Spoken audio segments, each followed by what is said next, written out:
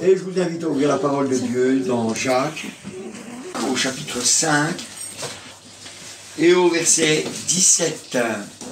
Il est écrit: Élie était un homme de la même nature que nous.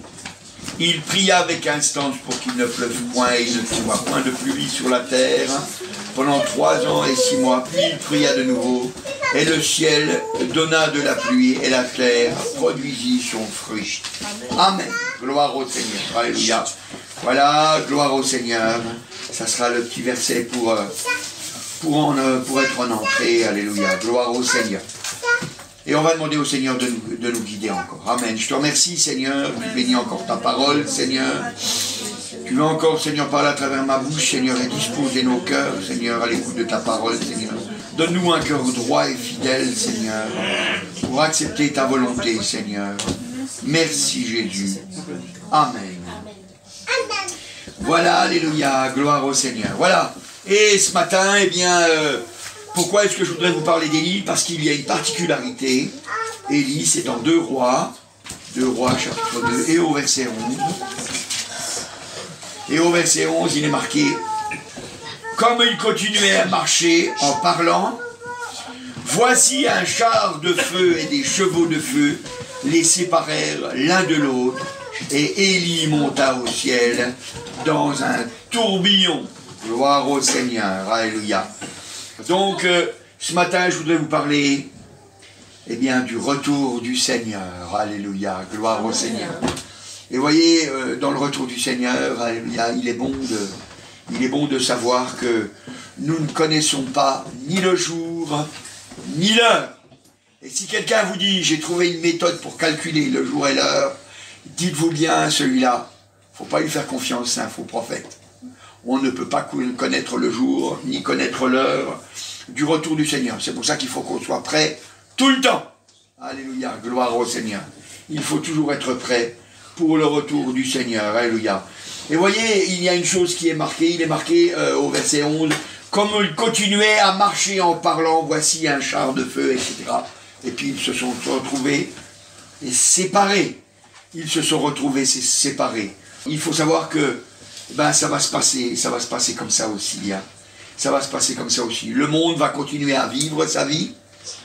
Et puis, à ce moment-là, pouf, l'enlèvement va avoir lieu. Ils ne s'y attendaient pas. Ils ne s'y attendaient pas. Et puis ceux qui sont prêts, pof, ils vont partir dans la gloire. Alléluia. Et on va partir pour 7 ans avec le Seigneur. Alléluia. Avant de revenir pour le royaume de 1000 ans. Gloire au Seigneur. C'est important. Alléluia. La Bible, elle nous dit dans 1 Thessaloniciens, au chapitre 4, et on peut lire depuis le verset 13. Nous ne voulons pas, frères, que vous soyez dans l'ignorance au sujet de ceux qui sont décédés, à partir du verset 13, hein, afin que vous ne soyez pas affligés comme les autres qui n'ont point d'espérance. Car si nous croyons que Jésus est mort et qu'il est ressuscité, croyons aussi que Dieu ramènera par Jésus avec lui ceux qui sont décédés, ceux qui sont morts. Voici en effet ce que nous déclarons d'après la parole du Seigneur. Nous les vivants restés pour l'avènement du Seigneur, nous ne devancerons pas ceux qui sont décédés, ceux qui sont morts. Car le Seigneur lui-même a un signal donné à la voix d'un archange, au son de la trompette de Dieu descendra du ciel, et les morts en Christ, premièrement, ressusciteront. Ensuite, nous les vivants qui serons restés, nous serons tous ensemble enlevés avec lui sur les nuées à la rencontre du Seigneur dans les airs. Ainsi nous serons toujours avec le Seigneur. Consolez-vous donc les uns les autres par ces paroles. Amen. Gloire au Seigneur. Alléluia. Vous voyez, ça va être une chose merveilleuse, ça va se passer d'un seul coup. Ça va passer d'un seul coup. Ça va se passer qu'avec les chrétiens. Parce que les perdus, ils seront perdus. Vous savez, je voudrais vous rappeler que le Seigneur, quand il était sur la terre, alors il en a parlé. Il a parlé de toutes ces choses-là. Et il nous a donné l'exemple de 10 vierges. Il a parlé de 10 vierges qui étaient parties à la rencontre de l'époux. Mais il dit, dans son histoire, il dit que sur les 10 vierges, 5 étaient folles. 5 étaient folles. Et pourtant, les 10 sont partis à la rencontre de l'époux.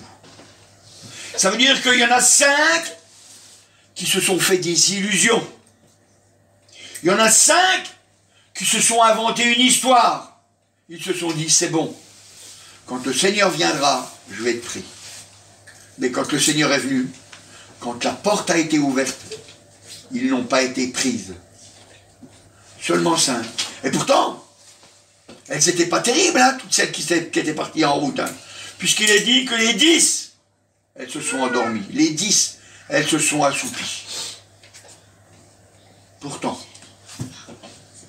elles sont rentrées quand même, les 5 là. Et les 5 folles, eh bien, elles sont restées là. Et le Seigneur ne les a pas prises. Je crois qu'il faut le dire, on doit se préparer. On doit se préparer pour le retour du Seigneur. Moi, vous savez, j'y crois, moi, au retour du Seigneur. Moi, surtout quand j'entends tout ce que j'entends, quand je vois tout ce que je vois, eh bien, je me rends bien compte que c'est vrai que le Seigneur est à la porte. Vous vous rendez compte, on est quand même dans un monde de folie. Dans un monde de folie. Vous avez vu toutes les affaires qu'il y a avec les musulmans. Vous savez, moi, je crois que c'est pas anodin. Je crois que c'est pas anodin. Parce qu'à Jérusalem, actuellement, il y a la mosquée. À l'endroit où devrait y avoir le temple, normalement. Et vous voyez, on ne peut pas retirer la mosquée. On ne peut pas la retirer. Pourtant, ça appartient bien à Jérusalem, ça appartient bien aux Juifs. Mais pour avoir la paix, eh bien, ils ont fait un accord en 68. Ils ont dit, bon, pour là où il y a le rocher, là, hein, donc, eh ben, on le laisse diriger par les Arabes, enfin par les musulmans. Et puis nous, on s'occupe du reste. Et puis ils ont fait ça. Mais aujourd'hui, ils veulent construire le 3e temple. Et avec les accords qu'ils ont faits, ça ne peut pas se faire. Ça ne peut pas se faire. Parce que, vous savez, Israël, c'est que quand ils ont fait des accords, les accords sont là et ils subsistent. C'est pour ça qu'il faut faire attention à ce qu'on dit et à ce qu'on fait. Rappelez-vous, à l'époque du roi David, eh bien, il y avait eu une famine sur le pays. Et David, il a cherché à savoir pourquoi il y avait eu la famine. Et Dieu lui a réveillé, lui a révélé. Il lui a dit, tu sais, Saül, il a tué tout un tas de gens. Et c'était pas n'importe qui. C'était des gens qui avaient fait un accord. Ils avaient fait un accord de l'époque de Josué. Et ils restaient au milieu du peuple d'Israël. Ils étaient là pour couper le bois, pour aller chercher l'eau. Parce que c'était l'accord. Et Saül, dans sa folie, eh ben, il a voulu tuer les Gabaonites. Et puis, après, ben, il y a eu une famine qui est venue. Et Dieu lui a dit, c'est à cause des Gabaonites. C'est à cause de ça. Alors après, il a fallu que David, il voit les Gabaonites, puis il demande, il dit, qu'est-ce que je dois faire pour que la famine, elle s'arrête? Que vous sachiez qu'on veut respecter l'accord, quoi. Et puis il y a eu des morts, il y a eu d'autres morts, c'est des fils, enfin de la descendance de Saül qui a dû mourir, puisque c'est ce que les Gabaonites ont demandé. Vous voyez? Et donc, comme le temple était à l'endroit où ils ont mis la mosquée, ben à cause des accords, ils peuvent pas. Ils peuvent pas. Mais avec tout ce qui se passe dans le monde, vous sentez qu'il y a une haine qui vient des musulmans. Les gens, ils haïssent de plus en plus les musulmans. Pourquoi? Parce que ils sont tout le temps en train de faire des suicides, de suicider partout en tuant plein de gens. Ils sont en train de faire des attentats, quoi. Hein. Et ça énerve. C'est une porte ouverte pour pouvoir enlever la mosquée. C'est une porte ouverte pour pouvoir enlever la mosquée. Et moi, je crois que, parce que si vous écoutez un petit peu les informations, de temps en temps, ils en parlent. Même au journal télévisé de France 2, ils en avaient parlé, il y a quand même pas si longtemps que ça, qu'à Israël, il y a toute une population qui ont déjà tout prévu. Hein. Tout est fait pour reconstruire le temple. Alors ça veut dire que le Seigneur, il est à la porte. Ça veut dire que le Seigneur, il est à la porte. Peut-être que il est peut-être même plus près qu'on se l'imagine. mais on ne connaît pas le jour. On ne connaît pas l'heure, alors il faut être prêt. Alors il faut être prêt. On est obligé de savoir toutes ces choses-là, pour que nous sachions qu'il y a moyen d'échapper. Il y a moyen d'échapper. On peut échapper. Mais pour échapper, il faut venir auprès du Seigneur. Il faut venir auprès de Jésus. Alléluia.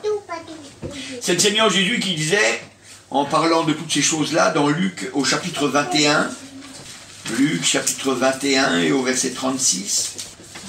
Verset 36, il dit, « Veillez donc et priez en tout temps, afin que vous ayez la force d'échapper à toutes ces choses qui arriveront et de paraître debout devant le Fils de l'homme. » Pendant le jour, Jésus enseignait dans le temple et allait passer la nuit à la montagne appelée montagne des Oliviers. Alléluia, gloire au Seigneur. Vous voyez, le Seigneur allait prier, mais il leur disait qu'il fallait veiller et prier en tout temps, afin d'avoir la force d'échapper, Et vous savez, on ne peut pas avoir la force d'échapper si on ne vient pas se blottir auprès du Seigneur. Je voudrais encore vous rappeler, parce que il faut vous le rappeler, il faut que ce soit bien ancré dans votre cœur, pour que vous ayez bien de la force pour pouvoir avancer avec le Seigneur.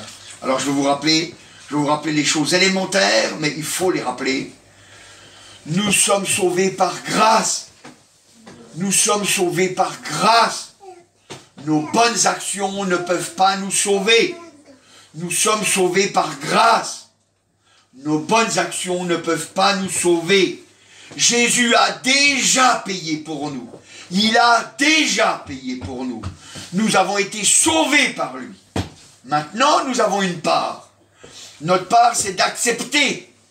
C'est d'accepter cette part. C'est-à-dire d'accepter de quoi? De marcher avec Jésus. De nous-mêmes, nous ne pouvons pas marcher avec Jésus. Rappelez-vous bien, de nous-mêmes, nous ne pouvons pas marcher avec Jésus. C'est pour ça que nous devons venir nous blottir auprès de lui. C'est ça, on vient, on prie. On prie, vous savez, c'est lui parler, c'est être dans sa présence, c'est rechercher tout dans sa présence, pour pouvoir résister contre le péché. Parce que n'oubliez pas que le pécheur n'entrera pas dans le ciel. Le pécheur pardonné, c'est plus un pécheur. Le pécheur pardonné, c'est plus un pécheur. Mais celui qui reste dans son péché, c'est encore un pécheur. Et il ne rentrera pas dans le ciel. Parce que le péché n'entrera pas dans le ciel. Le péché n'entrera pas dans le ciel. Vous savez, c'est important de vous rappeler, c'est la base de la base. Pour que vous sachiez que vous ne tombiez pas dans le piège de faire plein d'œuvres pour essayer de vous en sortir. Vous savez, moi j'ai cru ça, vous savez, j'ai eu plein d'espérances fausses, tant que je n'avais pas compris la parole de Dieu. Et souvent, même des fois, vous savez, on prie, on fait même des efforts, on va jeûner, on va lutter, on va faire tout un tas de choses, puis on espère qu'on va mériter. Mais on ne mérite pas. C'est pas parce que vous avez passé 4 heures, ou 6 heures, ou 8 heures dans la présence du Seigneur, que vous méritez plus que le pécheur qui vient de demander pardon pour ses péchés. Vous méritez plus d'être exaucé, hein, c'est pas vrai. Hein. Ça, le diable, il veut nous faire croire ça. Parce que comme ça, il nous met un poids sur le dos qu'on ne peut pas porter. Alors, il ne faut pas que vous croyiez ça. Il faut que vous sachiez que c'est par grâce. Tout ce qu'on obtient, c'est par grâce. C'est par grâce. Et, voyez, quand on sait ces choses-là, alors on peut avancer. On peut avancer. C'est pour ça qu'il dit, veillez donc et priez en tout temps, afin que vous ayez la force d'échapper. Parce que vous savez, quand on vient auprès du Seigneur, qu'on recherche sa présence, alors, à ce moment-là, on a la force d'échapper. Parce que nos yeux s'ouvrent et on se rend compte de la vérité. On se rend compte de la vérité. Et quand on voit le péché, vite, on vient vite auprès du Seigneur. Seigneur, tu vois, il y a le péché là, qui vient me tenter, Seigneur, et je ne le veux pas, Seigneur. Délivre-moi. Et puis quand on lui parle comme ça, eh ben le péché, il s'en va. Le péché, il s'en va. Alors que si jamais on le regarde, le péché, eh bien, puis qu'on dit, je vais résister, ben, vous ne résisterez pas. Parce que même si vous résistez, c'est avec vos propres forces. Et ça ne tient pas devant Dieu. Ça ne tient pas devant Dieu. Alors si on veut la force, si on veut la force d'échapper, être devant le Seigneur, voyez, eh bien, alléluia, il faut qu'on comprenne cette chose-là. Faut qu'on comprenne ces choses-là. Je vous le cache pas. Je ne connais pas le jour, je ne connais pas l'heure, je vous l'ai déjà dit. Mais si le Seigneur nous dit qu'on ne connaît ni le jour ni l'heure, ça veut dire qu'il y a un temps pour rechercher. Il y a un temps pour rechercher. Et passer ce temps, ça sera fini. Ça sera fini, ça sera trop tard. Ça sera trop tard. Ça sera trop tard. Vous savez, c'est le Seigneur Jésus, quand il parlait de Jérusalem, vous savez, vous savez, des fois, c'est pas terrible. Hein. C'est pas terrible parce qu'on n'est pas mieux, on n'est pas meilleur. Hein. Et quand on regarde un petit peu, dans Luc au chapitre 19, au verset 41, mais ça sera le verset 44 qui nous intéressera. Comme il s'approchait de la ville, Jésus, en la voyant, pleura sur elle et dit, « Si toi aussi, au moins en ce jour qui t'est donné, tu connaissais les choses qui t'appartiennent, à ta paix, mais maintenant, elles sont cachées à tes yeux. Il viendra sur toi des jours où tes ennemis t'environneront, de tranchées t'enfermeront et te serreront de toutes parts. Ils te détruiront, toi et tes enfants au milieu de toi, et ils ne laisseront pas sur toi pierre sur pierre, parce que tu n'as pas connu le temps où tu as été visité. » Il dit parce que tu n'as pas connu le temps où tu as été visité. Jésus est au milieu de nous aujourd'hui. Aujourd'hui, Jésus te visite. Aujourd'hui, Jésus te visite. Il faut que tu reconnaisses ce temps. Il faut que tu trouves la face du Seigneur aujourd'hui. Vous savez, si vous ne trouvez pas la face du Seigneur, ça ne sert à rien de venir. Si vous ne trouvez pas Jésus, ça sert à quoi? Mais à rien du tout. À rien du tout. Et au jour du Seigneur, vous n'aurez pas de force. C'est maintenant, pendant que vous avez la possibilité, qu'il faut trouver le Seigneur. Et en trouvant le Seigneur, vous allez trouver des forces nouvelles. C'est le temps aujourd'hui, le temps où tu es visité.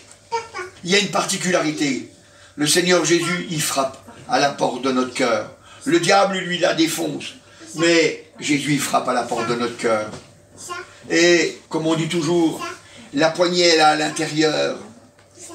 La poignée, elle est à l'intérieur. Ça veut dire que c'est nous qui ouvrons. C'est nous qui choisissons. Il ne veut pas nous violer. Il veut que nous soyons libres. C'est librement que nous obéissons à Jésus. C'est librement, comprenez-le. C'est librement. Il faut que tu comprennes que c'est aujourd'hui. Demain ne t'appartient pas. On ne sait pas pour demain. Qui sait? Qui te dit? Vous savez, on peut mourir aujourd'hui. Peut-être même à l'instant. Des fois on croit, on se dit comme ça, on dit, le Seigneur nous garde. Hein. On dit, hein, le Seigneur nous... Et c'est vrai. Et c'est vrai qu'il nous garde. Mais les chrétiens qui se sont fait manger par les lions, ils se sont quand même fait manger par les lions. Hein. Vous voyez, c'est toujours pareil. C'est toujours pareil. Ben, ils sont morts quand même. Ils sont morts quand même. Est-ce que le Seigneur les protégeait pas? Oui, il les protège. Le Seigneur nous protège. Le Seigneur, il ne nous a pas dit qu'on allait vivre éternellement sur la terre. Le Seigneur, qu'est-ce qu'il dit? Il dit qu'il nous bénit. Qu'il nous bénit, qu'il nous fait réussir. Pour aller au ciel. Pour aller avec lui. C'est pour ça que le Seigneur, il a dit à ses disciples, il a dit, je vous prépare une place. Il n'a pas dit, attendez, c'est bon, je vais revenir, et puis on vivra ensemble sur la terre. Hein. Il a dit, je vous prépare une place. Je vous prépare une place. Alors c'est pour ça que, ce matin, nous, on doit vraiment avoir ce cœur qui accepte la volonté du Seigneur. Vous savez, dans Matthieu chapitre 13, on aurait pu le trouver dans l'Ancienne Alliance aussi, et au verset 15, il dit, alors on pourrait lire un petit peu avant, verset 14, « Et pour eux s'accomplisse cette prophétie d'Ésaïe, vous entendrez de vos oreilles, et vous ne comprendrez point. Vous regarderez de vos yeux, et vous ne verrez point. car le cœur de ce peuple est devenu insensible. Ils ont endurci leur oreille, ils ont fermé leurs yeux, de peur qu'ils ne voient de leurs yeux, qu'ils n'entendent de leurs oreilles, qu'ils ne comprennent de leur cœur, qu'ils ne se convertissent et que je ne les guérisse. Alléluia, gloire au Seigneur. Vous voyez, il y a un temps. Il y a un temps et on ne connaît pas la durée de ce temps. Et c'est pour ça que pendant le temps qui nous est imparti, ça veut dire que aujourd'hui, ce matin, là, le Seigneur est là. Seigneur, parle à mon oreille, parle à mon cœur. Seigneur, que je t'entende. Seigneur, je ne t'entends pas. Pourquoi ? Que tu saches. Et si jamais ton cœur, tu le sens dur, demande pardon. Seigneur, je te demande pardon. Peut-être même des fois, vous savez, des fois, on sait qu'on est dans le péché, et puis on ne sait même plus quoi, parce qu'on en a tellement fait. Alors on dit, Seigneur, je te demande pardon. Révèle dans mon cœur pour que je puisse te les nommer un par un, mes péchés, Seigneur. Et vous allez voir, il va vous parler. Il va vous parler parce que notre Seigneur, alléluia, gloire à lui. C'est vrai, qu'est-ce qu'il veut? Eh bien, il veut nous emmener dans sa gloire. Il veut nous emmener dans sa gloire. Qu'est-ce qu'il a fait comme promesse? Il a dit dans 1 Pierre au chapitre 5 et au verset 10, le Dieu de toute grâce, qui vous a appelé en Jésus-Christ à sa gloire éternelle, après que vous aurez souffert un peu de temps, vous perfectionnera lui-même, vous affermira, vous fortifiera, vous rendra inébranlable. Alléluia, à lui soit la puissance, au siècle des siècles, amen, alléluia. Il veut vraiment tout faire, il nous perfectionnera lui-même. C'est-à-dire même si hein, on n'est pas parfait, ben lui il nous perfectionnera. Hein? Il nous affermira, ça veut dire il nous donnera de la force pour tenir, il nous fortifiera, hein, puis il nous rendra inébranlables. Il nous rendra inébranlables, alléluia, gloire au Seigneur. Il y a un temps qui nous est donné. Il y a un temps qui nous est donné. Il dit bien, c'est vrai, si jamais le Dieu de grâce qui nous a appelés, hein, il dit, après que vous aurez souffert un peu de temps. Après que vous aurez souffert un peu de temps. Parce qu'il veut voir. Parce que vous savez, je vous le rappelle, il ne nous connaît pas, notre Dieu. Il ne nous connaît pas. Nous n'existions pas avant. Il nous a créés là. Et c'est maintenant pendant qu'on est vivant, c'est qu'il est en train de nous découvrir. Il n'a pas prévu qu'on aille en enfer, il a prévu qu'on aille au ciel. Il nous a prédestinés pour le ciel. Mais nous, on peut très bien ne pas accepter la prédestination qu'il a fait pour nous. Vous savez, c'est que, hein, c'est comme... hein, moi, comme je dis à mes enfants, je leur dis, ben moi j'avais prévu que tu fasses ceci ou que tu fasses cela. Hein, moi j'avais dit à mon grand garçon, j'avais dit, moi j'aimerais bien que tu sois prof. Enfin, tu fais ce que tu veux, c'est ta vie. Mais j'aimerais bien que tu sois prof. Mais si Seigneur, il est prof. Donc vous voyez, il était prédestiné à être prof. On a fait ce qu'on a pu, hein. Moi je l'ai encouragé, je lui ai montré les avantages d'être prof. Après, qu'est-ce que vous voulez, hein. Il n'était pas obligé, hein. Mais c'est pareil, le Seigneur il nous montre tous les avantages d'être avec lui pendant l'éternité, mais après on n'est pas obligé. Après on n'est pas obligé. On n'est pas obligé. Mais on a un temps qu'on ne connaît pas. Vous savez, moi j'ai connu une jeune fille, une chrétienne à l'église. Elle est morte, elle avait 26 ans. 26 ou 27 ? 26 ans. Et vous savez, elle n'est pas morte d'un accident de voiture ou quelque chose de terrible, non, elle était en train de téléphoner à une sœur, puis elle est morte en téléphonant. Son temps était là. Ouf. Maintenant, il fallait qu'elle passe devant le Seigneur. Maintenant, il fallait qu'elle passe devant le Seigneur. Vous savez, moi je vous dis tout ça parce que moi je le crois, qu'il va y avoir l'enlèvement. Alors, j'ai envie que vous soyez prêts. La Bible nous dit, regardez voir, dans 1 Corinthiens au chapitre 15, 1 Corinthiens chapitre 15, 1 Corinthiens chapitre 15 et au verset 51, l'apôtre il parle et puis il dit, voici, je vous dis un mystère, nous ne mourrons pas tous, mais tous nous serons changés en un instant, en un clin d'œil à la dernière trompette. La trompette sonnera, les morts ressusciteront incorruptibles, et nous, nous serons changés, car il faut que ce corps corruptible revête la corruptibilité, et que ce corps mortel revête l'immortalité. Lorsque ce corps corruptible aura revêtu la corruptibilité, et que ce corps mortel aura revêtu l'immortalité, alors s'accomplira la parole qui est écrite. La mort a été engloutie dans la victoire. Ô mort, où est ta victoire? Ô mort, où est ton aiguillon? Alléluia. L'aiguillon de la mort, c'est le péché. Et la puissance du péché, c'est la loi. Alléluia. Gloire au Seigneur. Il dit, voilà, il dit, je vous dis un mystère, nous ne mourrons pas tous, mais nous serons changés, nous serons tous changés. Hein, c'est les sauvés. C'est les sauvés. Nous serons tous changés en un instant, hop, hop, en un clin d'œil. Nous partirons dans la gloire. C'est important de le savoir. Parce que souvent les gens ne savent pas. Si on dit pas qu'on doit se préparer, ben on ne peut pas se préparer. Mais si on dit aux gens qu'ils doivent se préparer, alors ça veut dire que ben, vous êtes responsable, parce que maintenant vous le savez. Maintenant vous le savez. Et parce que vous le savez, alors vous devez faire des choix. On doit faire des choix dans la vie, vous savez. On doit faire des choix. C'est vrai, je voudrais encore vous dire quelque chose. C'est vrai. Si jamais vous n'êtes pas enlevé, vous avez une deuxième chance. Je le dis, parce qu'il faut le savoir quand même. Normalement, cette deuxième chance-là, normalement, elle n'est pas prévue pour les chrétiens. Normalement, elle est prévue pour les gens du monde à qui on a témoigné. Pour qu'ils se rendent compte que ce qu'on leur a dit, c'était la vérité. Mais c'est vrai qu'il y a une deuxième chance. Si vous n'êtes pas enlevé, ben, il va falloir que vous mouriez pour votre foi. Et moi, à mon avis, vous savez, je pense que ce n'est pas facile de mourir pour sa foi. Vous savez, on arrivera dans une époque où les gens ils auront une marque sur la main ou sur le front.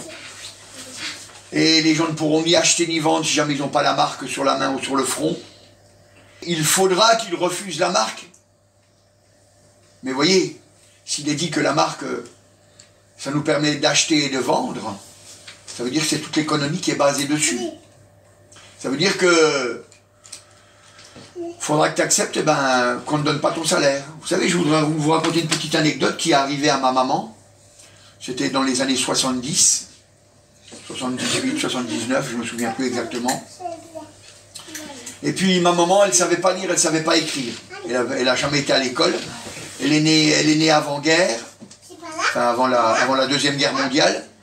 Quand sa mère l'a mis au monde, 3 jours après, je crois, elle est morte. Et mon grand-père, à l'époque, donc il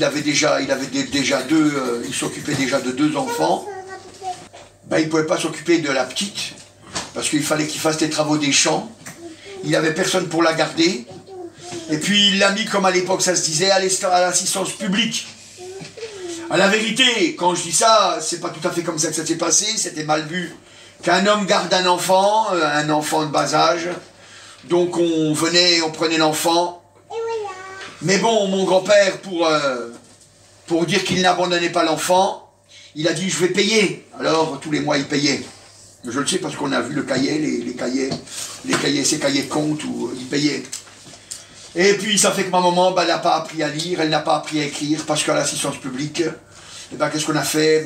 Il y a eu la guerre qui est arrivée, pas été à l'école, et puis après-guerre, ma mère, elle gardait les cochons, même pendant la guerre, elle gardait les cochons et les vaches, parce que ça faisait comme ça dans les champs à l'époque.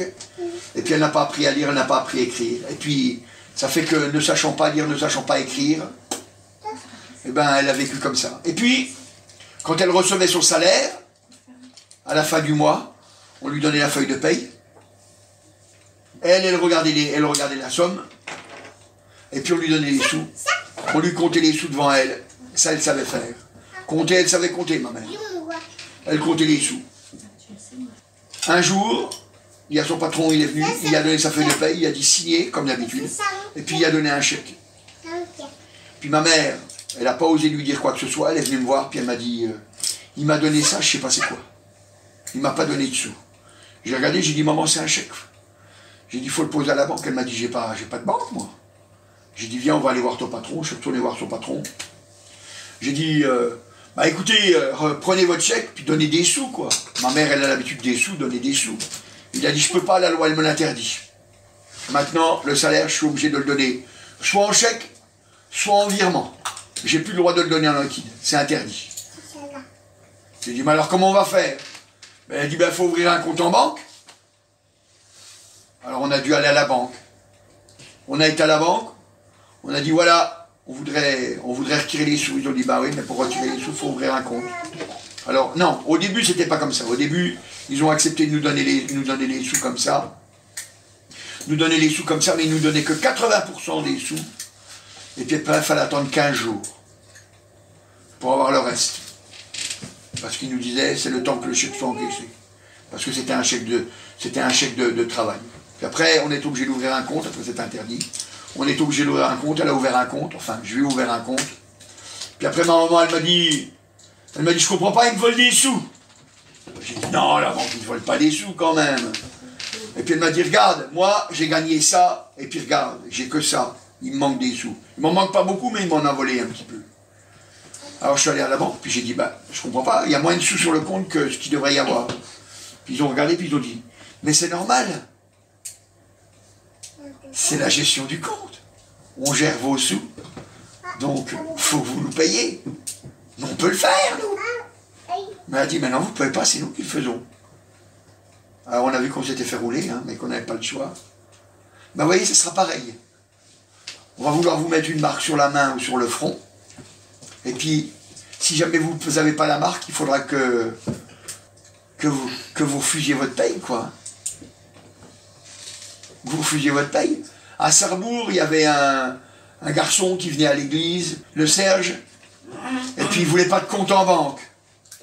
Et puis la sécurité sociale, elle lui devait des sous. Enfin, pas la sécurité sociale, les assédiques lui devaient des sous.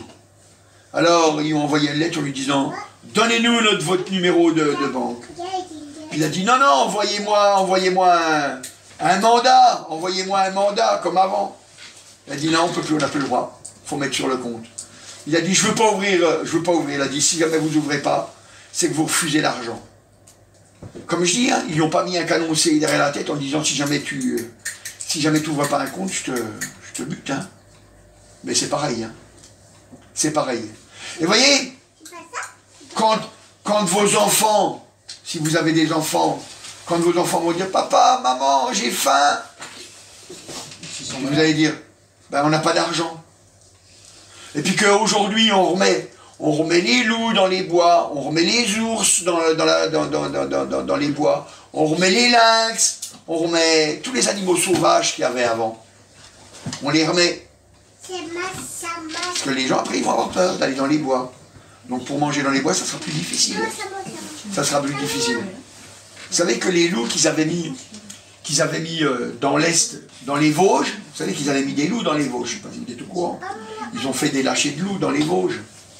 Ils ont lâché des loups dans les Vosges. Et bien maintenant, on retrouve ces loups-là, même dans la forêt de Fontainebleau, c'est-à-dire près de Paris. Hein, ils ont multiplié, puis ils se sont séparés, quoi. Même dans la forêt de Fontainebleau, on en trouve.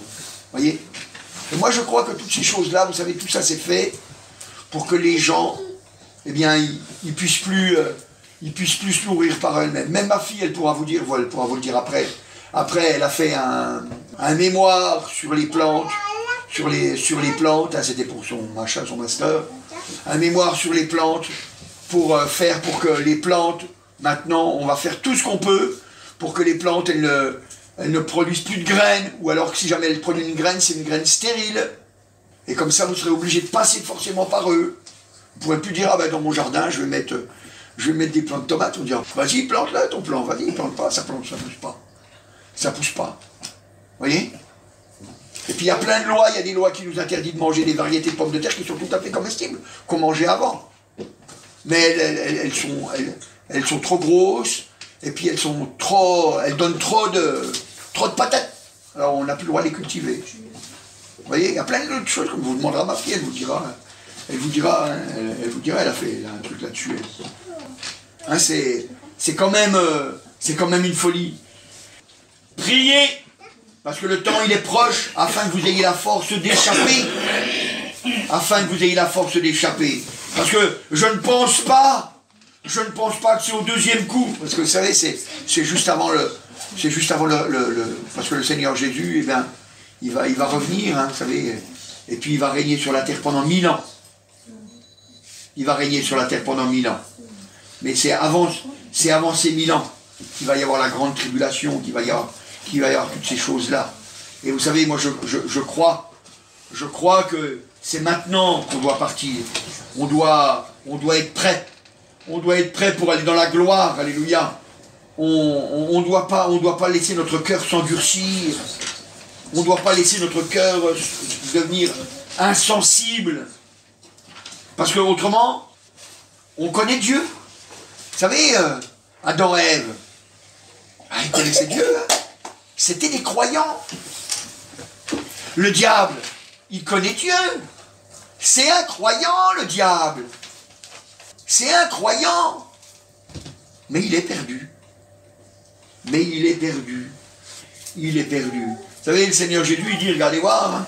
Vous savez, je ne vous le cache pas, vous savez, il dit des choses qui sont terribles, mais parce que c'est vrai, c'est pour nous éviter la souffrance éternelle, qui nous dit les choses, même si elles paraissent crues à nos yeux, et c'est parce qu'il veut nous faire échapper du jugement. Regardez voir, dans 2 Thessaloniciens, il arrive, c'est avant les Timothées.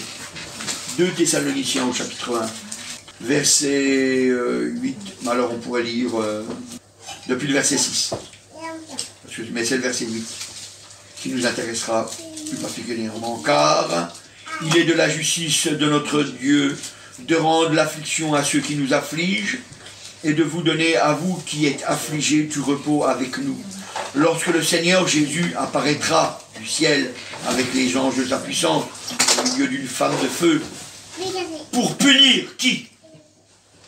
Ceux qui ne connaissent pas Dieu et ceux qui n'obéissent pas à l'évangile de notre Seigneur Jésus. Ils auront pour châtiment, une ruine éternelle, loin de la face du Seigneur et de la gloire et de sa force. Voyez, on voit que il dit qu'il viendra pour qui? Pour punir qui? Ceux qui ne connaissent pas Dieu. Ça veut dire qu'on doit le connaître. Ça veut dire qu'on doit le connaître. On doit le connaître. Et puis, ceux qui n'obéissent pas à l'évangile. Ceux qui n'obéissent pas à cette bonne nouvelle. Voilà, il va les punir. Vous savez, c'est pour ça que tout à l'heure, quand je vous ai parlé des 5 vierges folles qui sont allées, elles avaient que la moitié. Elles avaient que la moitié. Et la moitié, c'est pas suffisant. On doit être entier ou on ne l'est pas du tout. Les tièdes seront vomis. Les tièdes seront vomis.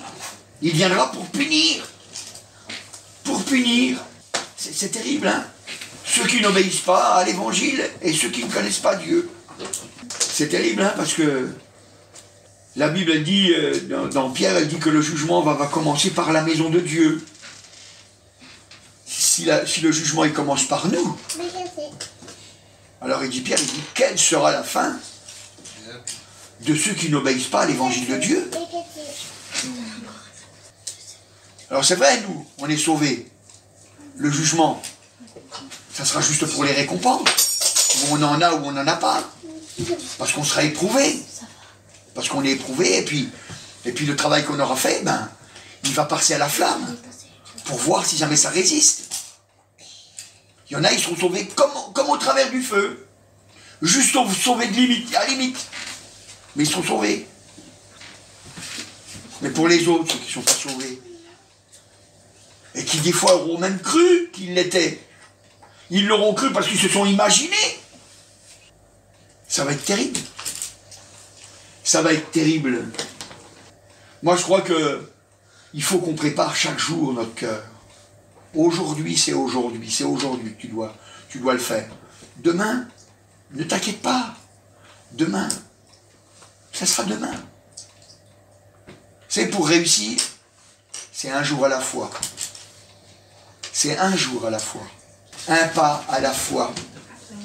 Un pas à la fois. Et c'est pour ça que ce matin, alléluia, gloire au Seigneur, eh bien, je veux que tu saches qu'il y aura une résurrection pour les justes et une résurrection pour les injustes. Et je voudrais que tu ressuscites, mais que tu ressuscites avec les bons.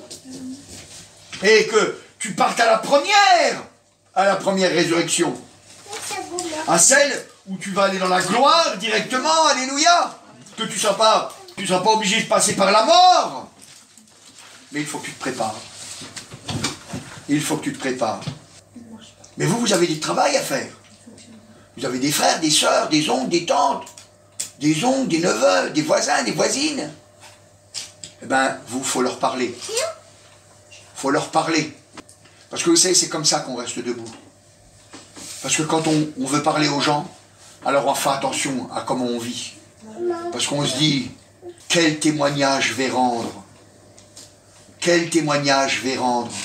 Si je dis que je suis chrétien, vous vous rendez compte? Je dis, ah, je suis chrétien, et puis il m'a vu voler. Ben, il va dire, bah toi, c'est chrétien, c'est ça, chrétien.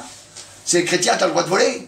Ah ben, j'ai pas envie d'être chrétien, moi, hein, parce que moi, j'ai pas envie d'être voleur. Hein. S'il nous voit menteur, c'est ça, être chrétien? Mentir? Eh ben, je vois pas la différence avec le monde. Hein. On doit annoncer ce que le Seigneur a fait pour nous, c'est pour ça. Et nous, en venant se blottir auprès du Seigneur, on fait des expériences avec lui. Vous voyez, c'est pour ça que le dimanche, eh bien, tous les dimanches, on vous fait faire, on vous dit, ben voilà, quelle expérience est-ce que tu as vécu dans la semaine, pour vous pousser à faire des expériences dans la semaine, au moins une. Et puis après, ben, ça nous donne de l'assurance, et on a la force d'échapper, parce que, comme on vient auprès du Seigneur tout le temps, ben, à ce moment-là, alléluia, on devient un serviteur fidèle et prudent. Alléluia, gloire au Seigneur. Alors, nous à notre tour, eh bien, on va encourager les autres à marcher. Alléluia. Ce matin, qu'est-ce que je peux espérer d'autre pour vous? Qu'est-ce que je peux espérer d'autre? Si ce n'est que d'être fidèle, si ce n'est que d'être vrai, si ce n'est que de rechercher la présence du Seigneur, pour que vous soyez prêts, pour que votre cœur, alléluia, ait soif de sainteté. Ça veut dire soif de la présence de Dieu. Vous savez, hein, la Bible nous dit hein, que Dieu ne nous a pas appelés à l'impureté, mais à la sanctification. C'est à ça qu'il nous a appelés. On est sauvés pour être saints. On est sauvés pour être saints. On doit être saints. Alléluia. Alors ce matin, c'est facile de marcher avec le Seigneur. C'est très facile. Il est notre aide. Il nous perfectionnera lui-même. Alléluia. Mais il faut le vouloir. Amen. Je te remercie, hein. Je te remercie, Jésus. Alléluia. Tu es là avec nous, Seigneur. Et ce matin, Seigneur, tu écoutes nos prières, Seigneur. Tu regardes nos cœurs, Seigneur.